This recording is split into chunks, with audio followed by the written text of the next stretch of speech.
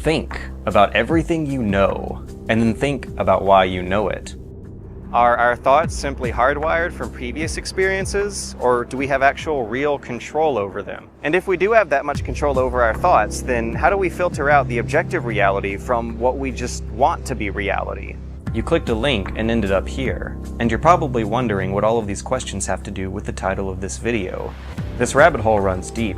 You might not have expected what you got, but if you stay with me on this trip, you might be able to understand one of the most convoluted games of all time. It actually took fans years to figure out exactly what's going on here, and more importantly, what it all means. Now, I've made a lot of these videos, but this one deserves a special treatment. Trying to clarify what's going on here is a complicated task from any angle. So, in order to properly explain what happens in this game, I'm also going to have to explain things about the psychology behind marketing and hype, nightmares grounded in personal realities, the illusion of choice and subjectivity of truth, and buildings! What do all these things have to do with Metal Gear Solid 2? A lot, actually. Because at the end of the day, Metal Gear Solid 2 is a postmodern deconstruction of the deceitful and manipulative qualities of its medium.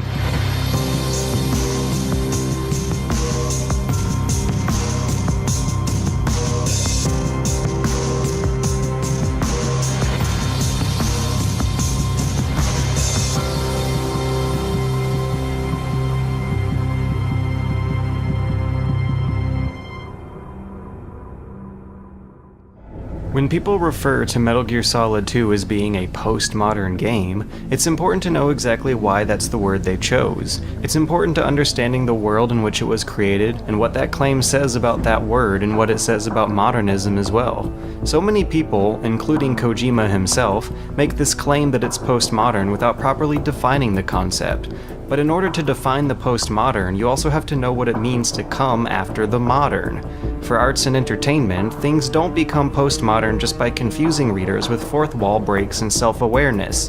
MGS2 isn't postmodern just because Raiden flips through in-game options on his way through a life-size simulation of the first game, nor is it because he throws away dog tags with your name on them, or because lines of code come crashing through the walls in the end. It evokes the collective underlying social thoughts of the entire postmodern era, and that's what postmodernism essentially is, just a word that references a certain period of time that came after what people called modern. The word postmodernism first got tossed around in the early 70s to reference a new wave of architectural designs that were a response to the unnatural-looking glass blocks of earlier decades. By comparison to the modern, postmodern buildings look like similarly unnatural glass blocks, but with only a few superficial decorations. And that's an important observation. Postmodernity is very much a response to modernity, but it's still working under its same assumptions and limitations.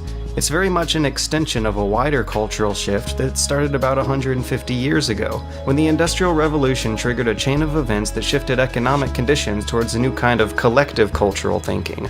Basically, at some moment 100 years ago, time and space compressed and everyone went crazy. The spread of global capitalism and industrialization led to imperial competition that resulted in World War I, and during that conflict, common sense as we knew it changed.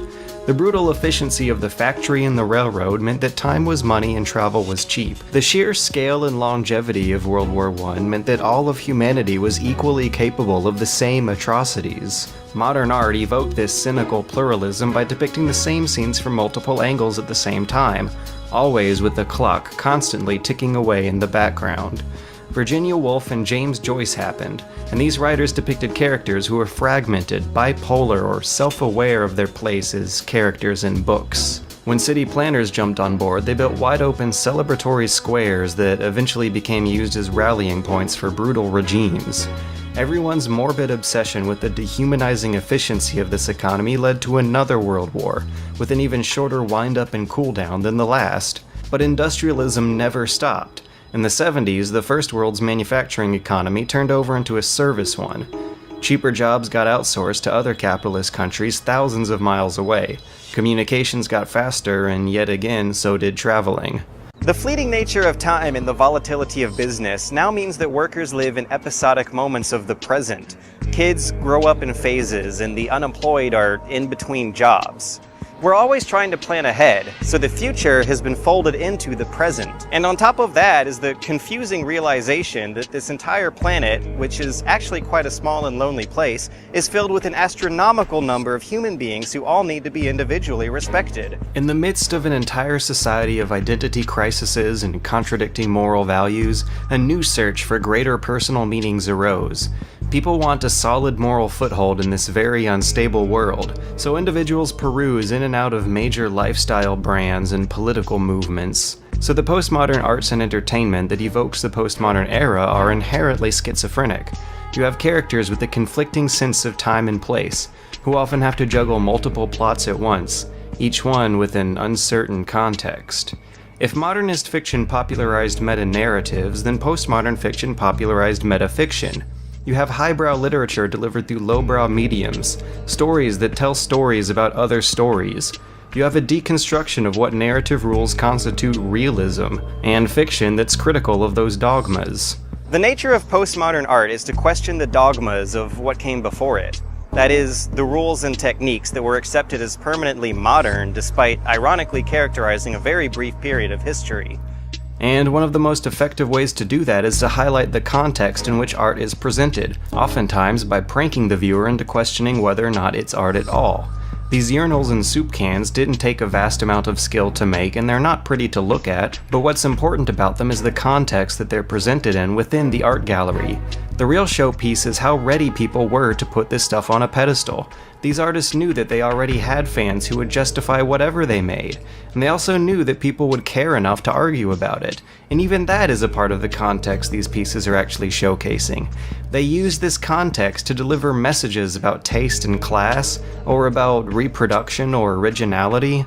In other words, postmodern art asks questions about art by putting it in an unfamiliar context, and a proper understanding of the context that Metal Gear Solid 2 was released under is required for a proper understanding of the game.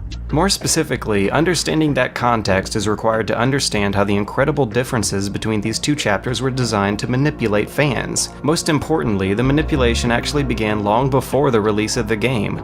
There were already Metal Gear fans who would have bought it and loved it based on the name alone. It's a bit difficult to remember that this game might have been the most anticipated product of its time. Sony was distributing VHS tapes with trailers. People were buying Zone of the Enders by the thousands just for a 20-minute demo. It was a massive step up in terms of fidelity than what we had seen before, and would finally meet the standards for what an actual next-gen game of the time would look like. It was also still a young series, following a cliffhanger ending that left plenty of room for an exciting and dangerous sequel. The hype was massive, and throughout it all, they never once showed us what 90% of the game was actually going to look like. They never hinted that Raiden was going to be a thing. He isn't even on the back of the box, but for all intents and purposes, he's the main character of the game. But even after the game's launch, you'd be forgiven for not knowing that. After all, the first hour is a carefully constructed tech demo designed to completely pander to fans. This opening tanker sequence is the most convincing piece of misdirection of them all. It exceeds what was shown before. It carefully sets up for a sequel that's almost too good to be true, while also fan-servicing the living daylights out of Snake and Otacon. The first cutscene keeps Snake hidden behind smoke and mirrors for an entire 3 minutes before the grand reveal, and once that's over with, it isn't shy about showing off the gameplay changes either. The game points out that guards are tougher than before, and that you can shoot out lights to play with shadows.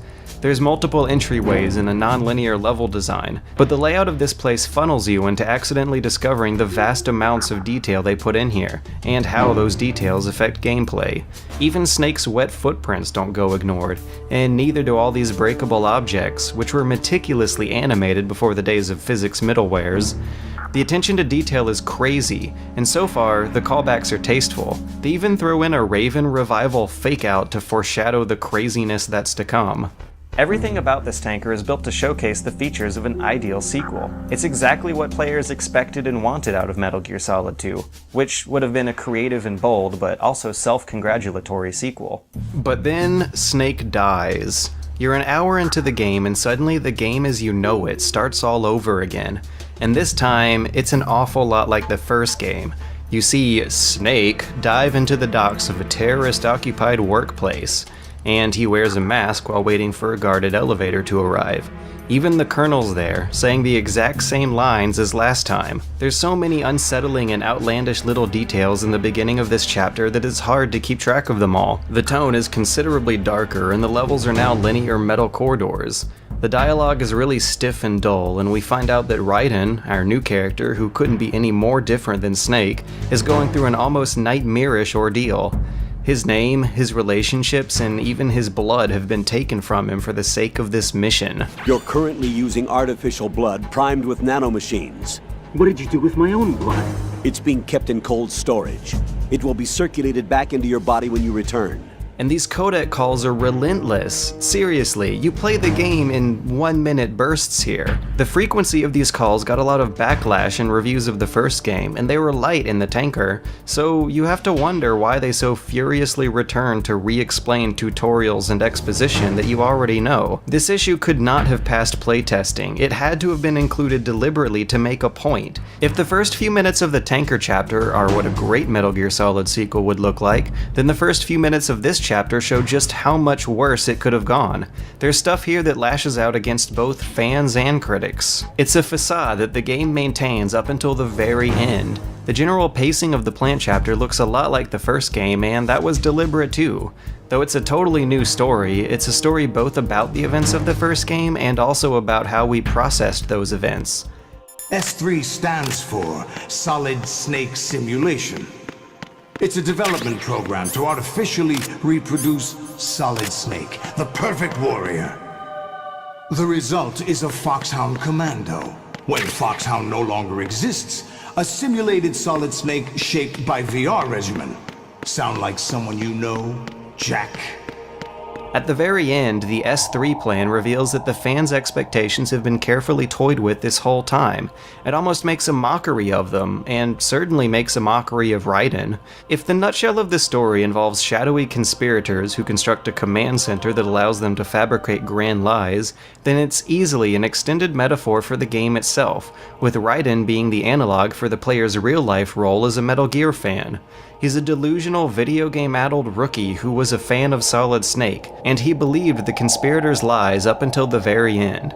And once the curtain's pulled, he's frustrated and confused, and doesn't really know what to think of it all. It was a deliberate bait and switch. Kojima knew that players weren't expecting this. He knew that Raiden was unappealing and would be unpopular. He knew that people weren't gonna like it, and used that to tell the story. Like with the urinals and the soup cans, it's a piece that uses context to make its message. The message is about fanboyism and hype. It's about the environment that surrounded the game's launch and what they expected it to do. If you already know that the main character isn't the guy on the box, then the shock value of that twist is spoiled. To take the fans' expectations and deliberately betray them before making an outright mockery of them was ballsy as hell, but also a financial powder keg. Keep in mind that this was one of the most expensive productions of its time, and to throw its customers for that much of a curveball could have easily been career suicide for these guys. Even its own sequels haven't danced as close to the fire as this one, so it's no wonder that the very next game actually plays it much safer. In comparison, the events of Metal Gear Solid 2 seem almost alien to the rest of the series. Like so many other works of postmodernism, there's a loose sense of temporality, and a shaky grasp on what parts of it are supposed to be realistic. There are so many inconsistencies and holes that the fiction of this game might not even be rooted in the fiction of its own series.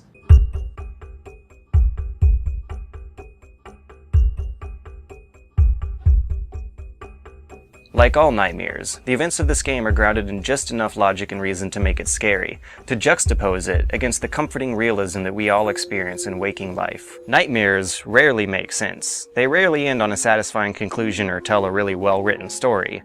Even during this game's most ridiculous moments, even when Dr. Robotnik is rollerblading around with this Ganguro girl and her flamenco vampire, it's still grounded in realism. It's a magical realism, one where this kind of stuff can happen while still maintaining the presentation of a gritty, R-rated hostage movie that ostensibly takes itself seriously. And the funny thing about these nightmares that take themselves so seriously is that they're usually very aware of the fact that they are nightmares. And that vampire too, it's like being in a nightmare you can't wake up from. Jack, snap out of it. The nightmare that happens in this game manifests that self-awareness by staging it all as a VR simulation.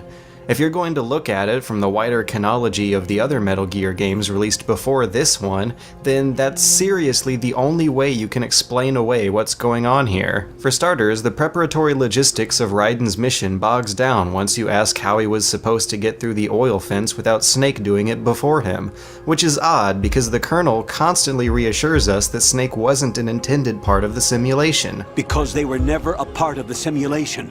They're an unknown factor. You can take your simulation and we're out here, we bleed, we die. Calm down. Raiden tells us that he's trained in infiltration VR missions before, but he only says that if you've completed the tanker level. You are now designated Raiden. All right, Raiden. You've already covered infiltration and VR training. I've completed 300 missions in VR. I feel like some kind of legendary mercenary. You are now designated Raiden. This will be your first sneaking mission. The arms will naturally have to be procured on site. Which suggests that we might have actually been playing as Raiden playing a simulation of the tanker level, which is suggested even further by this line here. I've gone through VR training of the tanker mission before. Yeah? Well, I doubt it accurately simulates the events of that mission. It's also weird that in these flashbacks of the tanker mission, we're being shown a different tanker than the one we actually played. It looks like cut content, like the lengthy escape sequence that didn't make it into the final version of the game. Instead, we saw the tanker just snap in half and Snake spill out. If the details of this flashback are supposed to be canonical, then how do we know if we're looking at Raiden's VR mission or Snake's actual flashbacks? The plot of this game leads us down a loop of circular logic. We're also told that Raiden's VR missions are indistinguishable from the real thing, which he oddly says after encountering a supernatural vampire. Snake remarks that the vampire is something you'd never see in VR, but if VR is indistinguishable from reality, then what's stopping their whole waking existence from being VR? I've had extensive training, the kind that's indistinguishable from the real thing. You won't see that in VR, I guarantee. We can already see from the cutscenes that there really isn't anything stopping unrealistic characters from showing up in VR, so how could he possibly exist if this wasn't VR? The reality that Raiden had prepared himself for is torn apart, and quickly turns into something more surreal. The name associations teased up to this point suddenly get taken literally, like how the Colonel, who's actually the AI core of GW, actually plays the role of a computer kernel. The big shell is a shell interface that Raiden uses to interact with the simulation.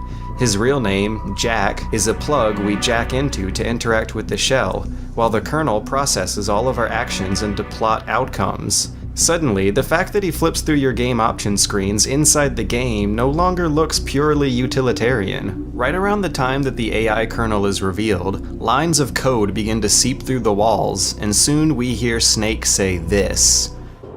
If you run out of ammo, you can have mine. You got enough? Absolutely. Infinite ammo. This is the smoking gun. Here's Solid Snake, the picture-perfect representation of what Snake looks like as an idealized video game hero, just as he appeared during that glorious and fleeting first act. Even better is that he has cheats turned on, literally.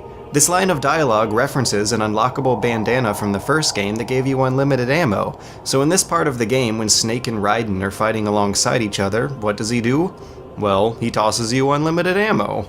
This nightmare isn't based on a fictional reality. It's based on our own. Despite being a series of metagames, no other Metal Gear has come this close to total absurdity. Snake actually turns on cheat modes right in front of you, and the plot just rolls with it. It's even underplayed. They make way less of a spectacle out of this than they do other fourth wall breaks. You're just supposed to roll with it, but it's absolutely unreal. About an hour later, we see Raiden directly reject the player's control to end the game.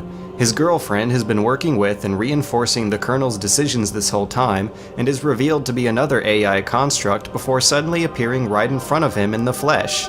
Does she exist or not? Does it matter? We can tell that Raiden is almost completely delusional at this point, mostly from being a self-aware character in a fictional video game. Snake actually reminds us of that fact. There's no such thing in the world as absolute reality. Most of what they call real is actually fiction. Later on, Metal Gear Solid 4 would come out and mostly retcon this reading of the game, but it's important to know that Metal Gear Solid 4 wasn't supposed to happen. Metal Gear Solid 2, much like number 3, 4, and 5, were all billed to be the end of the series. This ending here was meant to be conclusive. These questions were deliberately left open to make room for a greater message, which is to stop worrying about canon and learn to love subtext. Of course, this story is a linear mess of holes and contradictions, but in the end, you're supposed to have your own fun trying to come to the conclusions yourself. Listen, don't obsess over words so much. Find the meaning behind the words, then decide. You can find your own name. And your own future.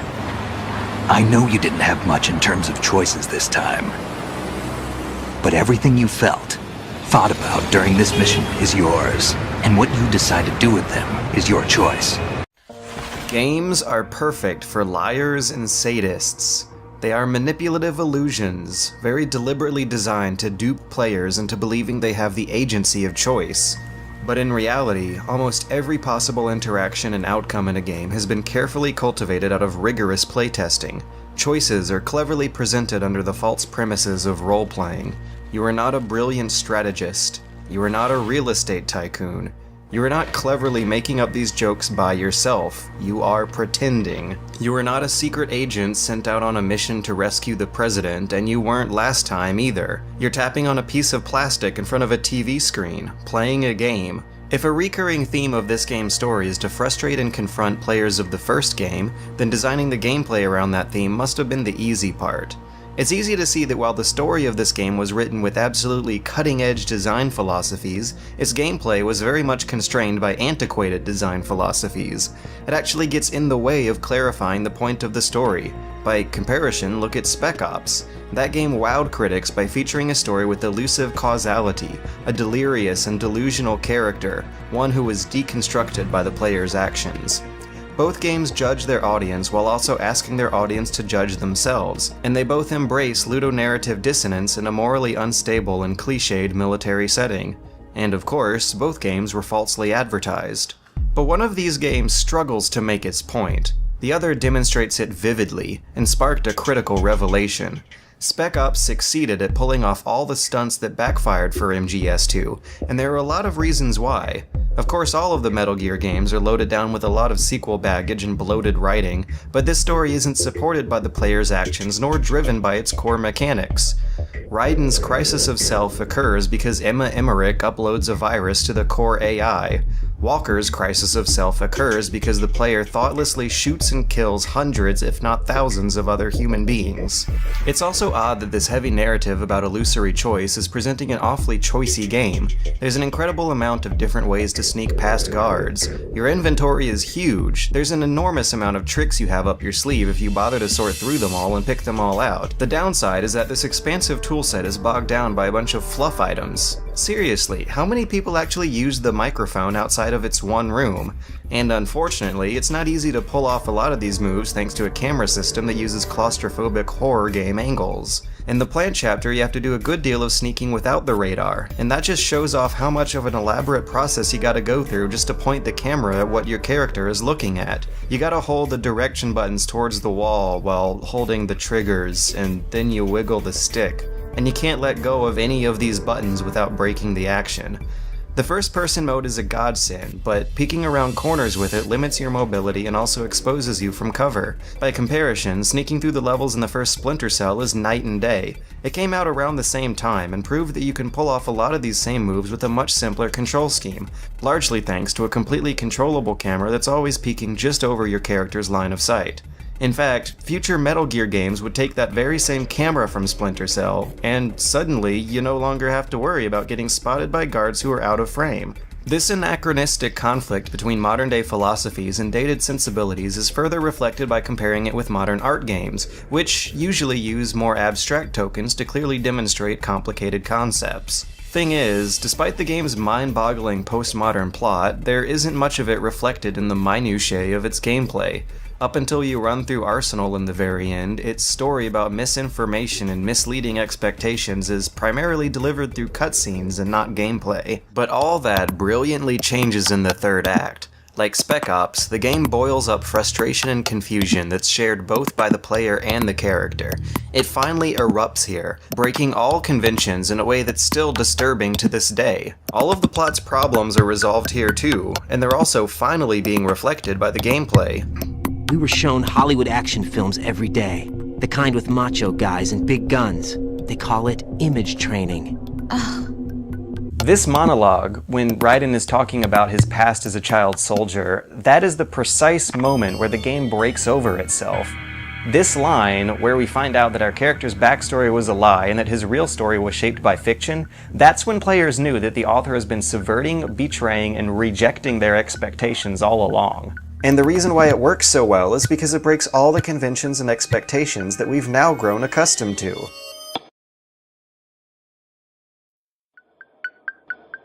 The first thing that breaks is your character. After hearing the lies and confessions of nearly every other character in the game, it comes time for Raiden to do the same. In this cutscene, we find out that he's not actually the effeminate wargame-trained rookie that we were so shocked to find ourselves playing as earlier. In fact, he has a backstory that's more sadistically macho than pretty much everyone else. He's not actually an empty jack that we can comfortably inhabit. He has baggage, and he's no longer keen to giving us full control. Stripping him naked here serves a dual purpose. It highlights the brutal rebirth of this character while also giving him a gameplay-affecting reason to reject the player's control. Of course, back in 2002, no one wanted to test to see if you could have a dude's junk hanging out anyway, so for this segment, Raiden can't bear to show himself to our camera, which is especially weird considering the life or death circumstances he's under. So you can't free his arms for the attack moves that you've gotten yourself used to. Your inventory is completely empty and Raiden actually sneezes against your will too. Your vulnerability and confusion couldn't be more overstated, especially because this chapter also breaks the physical space of the game, beginning by framing the scene in The memory of Shadow Moses. Just like in the last game, your hero is strapped to a torture chair by Ocelot, the Big Bad, and another female henchman. You're literally inside a room from the first game, right down to the blurry textures and low poly furniture. This situation, I find it very nostalgic.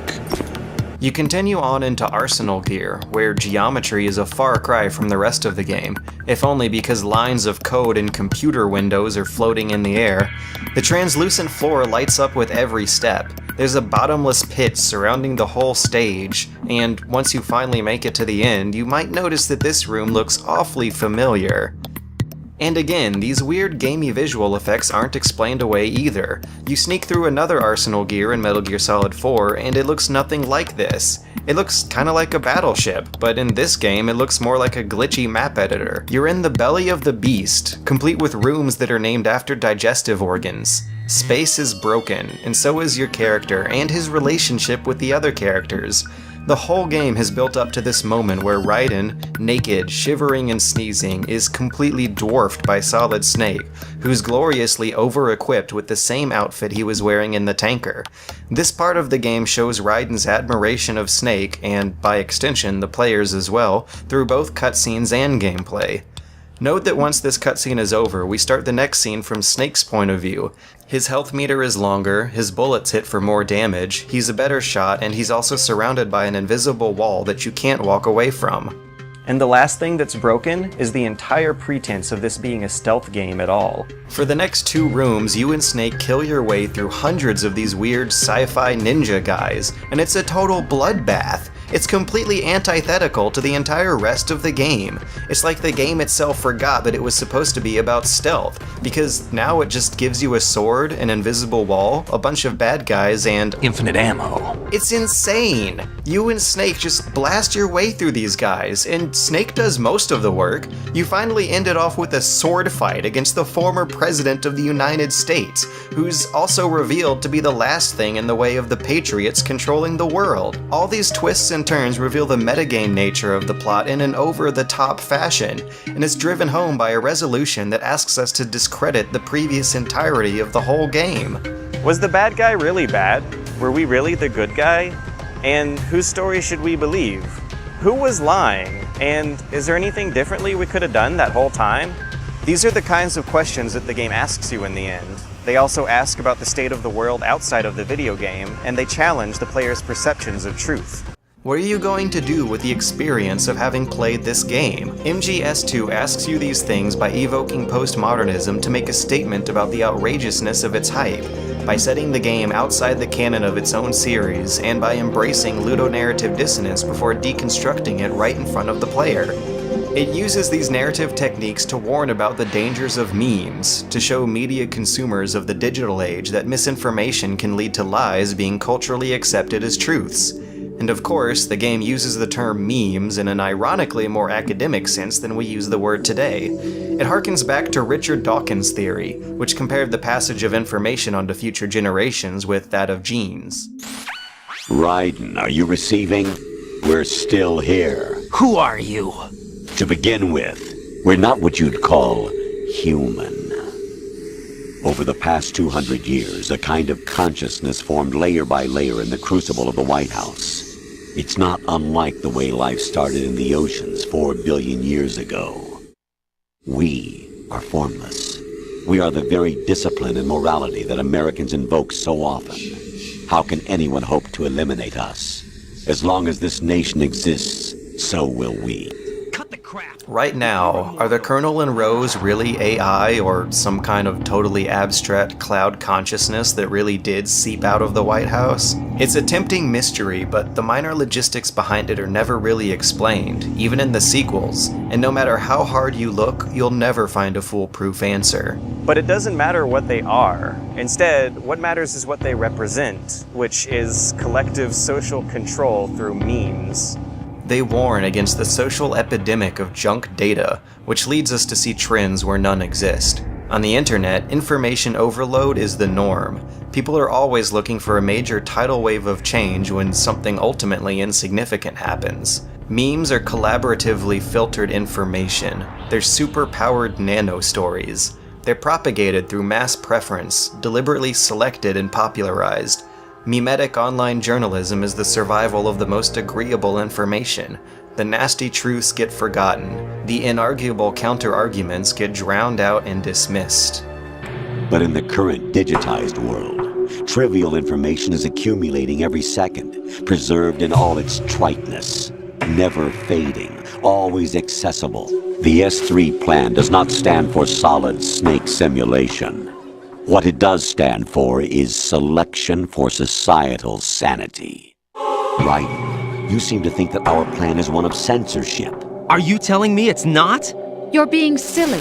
What we propose to do is not to control content, but to create context. Create context? The digital society furthers human flaws and selectively rewards development of convenient half-truths. Everyone withdraws into their own small gated community, afraid of a larger forum. They stay inside their little ponds, leaking whatever truth suits them into the growing cesspool of society at large. The different cardinal truths neither clash nor mesh. No one is invalidated, but nobody is right. Not even natural selection can take place here. The world is being engulfed in truth. And this is the way the world ends, not with a bang, but a whimper. They're talking about confirmation bias, and in the digital age, confirmation bias controls information. And it's not just a social phenomenon, but psychological too, and it's almost unavoidable. Remember this line from the end? What you think you see is only as real as your brain tells you it is. In this elaborate, convoluted plot, Raiden unknowingly enslaved humanity because he wanted to believe that he could live up to Solid Snake. We enabled him to do so because we wanted to play a sequel to Metal Gear Solid. Why did he do that? Think about the overwhelming allure of the secret agent role. Think about how people are so eager to obey dangerous orders when given the opportunity to lie to others. Think about how eager people were to abuse each other during the Stanford prison experiment. Think about the role that viral media creators play. Think of the guys who actively work to trick everyone else into propagating their memes. The people who tally preferences, cross-reference trends, and enumerate words. The people who measure thoughts with scientific models, and carefully alter and manipulate their message to suit the kind of responses they want. The truth you believe in, is it genuine? Are you enabling lies? If you're watching this video right now, then there's an automated analytics system that is tracking your view. It meticulously measures when you started this video, when you're gonna stop, and what you clicked along the way. Big Brother isn't me. It's all of us. Big Brother is watching, but we're staring right back. The masses are now in control of our information, for better or for worse. What that means is that you're in control of the entire world. Take your thoughts and put them out there. Public scrutiny will decide what's right or wrong. Collective, cultural, cumulative memories are what we all leave for the future. Everything you know, everything you're thinking about, could not have happened without that effort. And now, we are all responsible.